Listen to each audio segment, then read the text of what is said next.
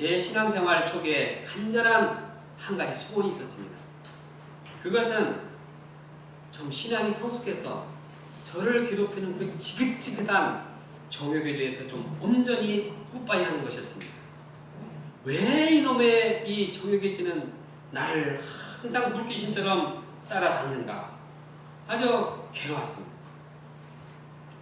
그래서 기도를 하고 참 내가 성숙하면 정말 40대가 되고 50대가 되고 불혹의 나이가 되면 이제 공자님은 아닐지라도 좀 죄에서 벗어나고 싶었습니다.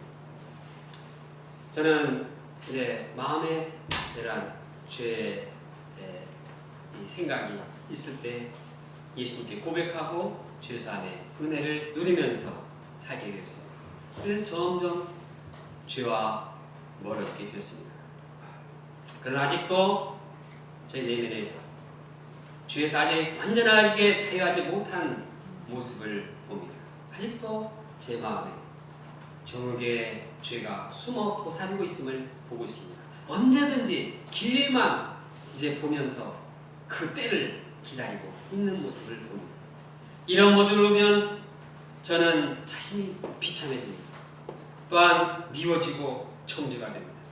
또 그때 사단도 합세해서 정죄하고 괴롭힙니다. 너는 책임 목자가 되어서까지도 이렇게 할 수가 있느냐? 넌 참 구제불능이다. 그러나 이때도 제가 예수님의 피를 영접하기만 하면 예수님께서는 제 안에 죄의식을 모두 다 사해 주십니다. 그리고 죄사함의 은혜와 자유를 누리게 하십니다. 제가 평생토록 예수님의 피로 인한 죄사함의 은혜가 충만한 삶을 살기를 원합니다. 그래야 죄로부터 더 자유하며 살기를 원합니다. 우리 각자가 예수님의 피를 영접함으로써 매일매일 죄사함의 은혜를 누리는 삶을 살기를 기도합니다. 셋째, 예수님의 피는 새 언약의 의미가 있습니다. 예수님께서는 이 피를 가리켜 언약의 피라고 말하고 있습니다. 나의 피 곧 언약의 피니라. 원래 언약의 피라는 말씀은 하나님과 출애굽한 이스라엘 백성과 이제 언약을 하면서 나온 말입니다. 하나님께서는 당시 노예 생활하던 이스라엘 백성들에게 율법을 주고 그들이 거룩한 생활을 하도록 도우면서 언약을 맺었습니다. 세계가 다 내게 속하였나니 너희가 내 말을 잘 듣고 내 언약을 지키면 너희는 열국 중에서 내 소유가 되겠고 너희가 내게 대하여 제사장 나라가 되며 거룩한 백성이 되리라. 이에 대해서 이스라엘 백성들은 한 목소리로 대답했습니다. 여호와께서 말씀하신 모든 것을 우리가 준행하리이다. 그래서 모세는 이스라엘 백성들에게 피를 뿌리면서 말했습니다. 이는 여호와께서 이 모든 말씀에 대하여 너희와 세우신 언약의 피니라. 이로써 하나님과 이스라엘 백성들 사이에 피의 언약이 맺어졌습니다. 그러나 이스라엘 백성들이 이 피의 언약을 파했습니다. 그들은 언약을 지키지 않았습니다. 그들은 언약을 불순종함으로써 언약을 파기했습니다.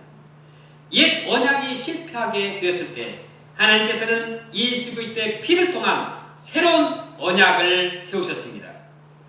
여기에 옛 언약과 새 언약의 차이가 있습니다. 옛 언약은 인간의 행위가 요구되는 행위의 언약입니다. 따라서 인간의 연약함으로 말미암아서 이는 결코 지켜질 수 없는 언약입니다.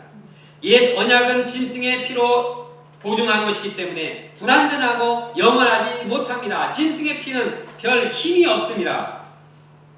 그러나 예수님의 피는 다릅니다. 예수님의 피로 맺은 언약은 다릅니다. 이 새 언약은 믿기만 하면 죄사함을 얻게 하는 은혜의 언약입니다. 행위가 요구되지 않습니다. 영접하기만 하면 우리가 영원토록 이러한 죄사함의 은혜 가운데 거하게 됩니다. 우리가 연약해서 죄를 지었다고 해서 언약이 파괴되지 않습니다. 예수님을 믿음으로써 영원히 죄사함을 받고 이 언약은 계속적으로 유지됩니다. 새 언약은 돌에 새기지 않고 우리 마음의 신비에 이제 새기게 됩니다. 그래서 우리의 심령을 새롭게 합니다. 이 새 언약은 너무나 감동적이고 너무나 은혜스러워서 우리의 마음을 새롭게 하고 우리의 마음을 이제 감동케 합니다. 또한 새 언약은 아무 죄도 없는 하나님의 아들 예수 그리스도께서 보증이 되시기 때문에 완전하고 영원합니다. 우리가 이 언약을 믿고 예수님의 피를 영접하기만 하면 죄사함의 은혜를 영원토록 누리게 됩니다. 새 언약의 피로써 십자가에 죽으신 예수 그리스도를 인해 감사와 찬양을 드립니다. 29절에 보면 예수님께서는 제자들에게 소망을 주셨습니다. 내가 포도나무에서 난 것을 이제부터 내 아버지의 나라에서 새 것으로 너희와 함께 마시는 날까지 마시지 아니하리라. 예수는 자신의 죽으심 의미를 설명하시니 제자들에게 죽음이 끝이 아니라 그 외에 승리와 영광이 있을 것을 말씀해 주셨습니다. 예수는 하나님 나라에 들어가셔서 그곳에서 새로운 유월절 잔치를 하실 것을 말씀하셨습니다. 그리하여 제자들의 마음에 하나님 나라에 대한 소망을 심어 주셨습니다. 예수님께서 성만찬을 마치시고 이제 소망 가운데 제자들과 함께 찬미하며 감람산으로 나아가셨습니다. 결론적으로 예수님은 마지막 만찬을 제자들과 함께 하셨습니다. 예수님은 제자의 배반을 보면서도 말씀을 붙들고 하나님께 감사했습니다. 그 어렵고 힘든 상황 가운데서도 말씀대로 인자가 기록된 대로 간다고 이제 하나님의 뜻을 붙들고 이를 극복해 나가셨습니다. 더 나아가서 성만찬을 제정함으로써 예수님의 십자가의 죽으심의 의미를 깊이 영접하게 하셨습니다. 신앙의 본질을 잊지 않고 기억나게 하셨습니다. 그럼 우리가 성만찬의 의미를 깊이 영접하고 예수님의 살과 예수님의 몸과 피를 먹고 마심으로써 영적 생명으로 충만하고 죄사함의 은혜를 매일 매순간 누리며 사는 자들이기를 기도합니다. 다같이 28절 말씀을 함께 읽겠습니다.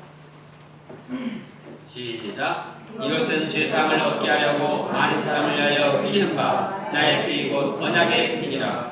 기도하겠습니다.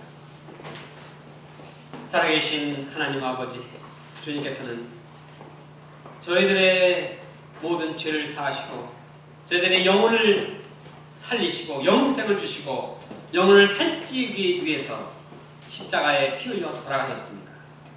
우리가 이 십자가의 그 죽으심을 그 이 뜻을 영접하며 성찬식을 이제 거행할 뿐만 아니라 또한 우리 생활 속에서도 예수님의 살과 예수님의 피를 먹고 마심으로써 우리 영혼이 살찌게 도와주시고 우리 영혼이 만족과 생명력으로 충만하게 도와주시며 정결한 삶을 살 수 있도록 인도하셔서 감사합니다. 저희가 예수님의 살과 예수님의 피를 먹고 마시는 일을 귀하게 여기고 이것을 매일 이제 마시고 먹고 이제 주님께 영광을 돌리시기를 원합니다. 그러나 죄의 소욕은 우리를 가만히 두지 못하고 저희들이 정죄의식 가운데 깊이 빠져서 반복하고 연약하여서 반복되는 죄로 인해서 절망에 빠뜨립니다. 그러나 저희들이 이 주님의 언약 한번 이 언약하신 것을 영원토록 변개치 않으시고 이제 영원토록 이제 우리의 죄를 사하시겠다는 그 언약을 붙들고 다시 일어나게 도와주시고 그 언약의 예수님 피에 언약의 피를 주신 그 예수님의 의지하여서 그 예수님의 그 은혜로 충만하여서 우리가 그 예수님으로 인해서 이 모든 어려움을 딛고 일어나고 죄의 잠이제 절망 가운데서 일어나서 주님의 은혜 속에서 살 수 있도록 인도하여 주시옵소서. 주님께서 친히 저희들을 위하여서 피 흘리셔고 이제 모든 생명을 주셨건만 저희들이 이를 이제 외면하지 않게 도와주시고 이제 주님의 이 보배로운 이제 피와 이 보배로운 이 주님의 몸을 영접하며 주님께 영광을 돌리는 인생을 살 수 있도록 인도하여 주시옵소서. 우리가 거룩해짐으로써 이제 우리 가정이 거룩하게 되고 또한 교회가 거룩하게 되고 캠퍼스와 민족과 세계를 거룩하게 하는 힘을 갖도록 도와주시옵소서. 예수님의 이름으로 기도합니다. 아멘.